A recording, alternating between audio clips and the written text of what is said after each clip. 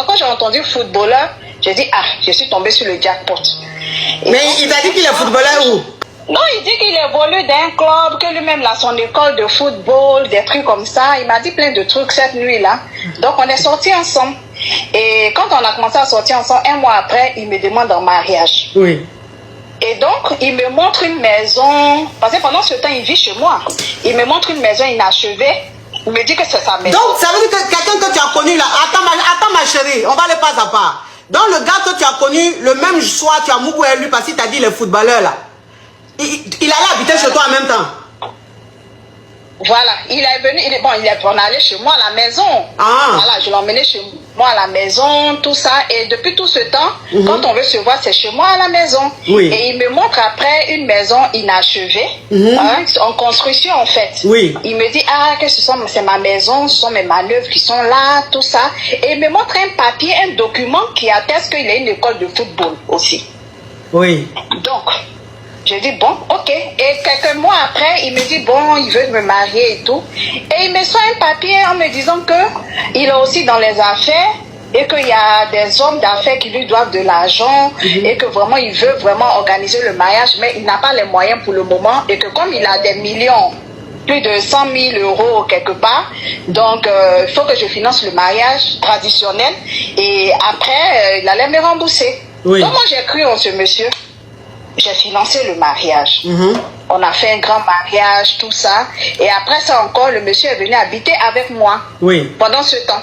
Et il m'a présenté une famille, il dit en plus que ce sont ses parents. Son papa et sa maman, une grande famille que je vais taire le nom, qui est en plus même dans le gouvernement actuel.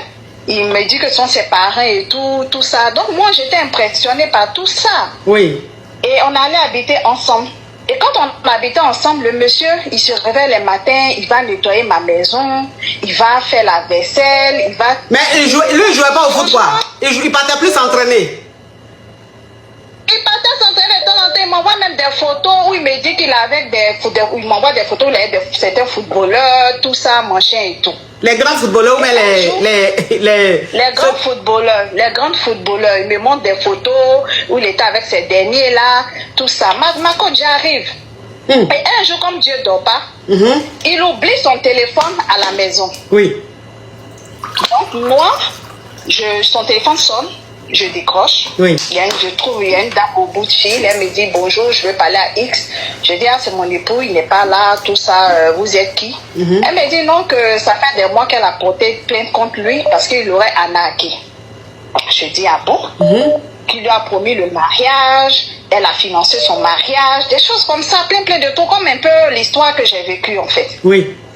Donc, elle me raconte maintenant de faire attention parce que c'est pas quelqu'un de fiable, c'est un arnaqueur, il n'est pas bon, c'est un menteur, tout ça. Donc, du coup, ça fait un déclic dans ma tête. Parce que comme moi, j'étais mariée à mon blanc, tout ce que j'avais comme bien, c'était mes bijoux. Parce que mon alliance même valait des fortunes, des bijoux, tout ça. En fait, le monsieur, quand il venait nettoyer dans ma maison, tout ça, il était en train de sillonner des endroits où je cachais mes trésors. Je vais voir là-bas, les bijoux ont disparu. Wouh! Les bijoux ont disparu. Tous les bijoux ont disparu. Donc je dis rien, j'attends qu'il rentre. Et lorsqu'il rentre,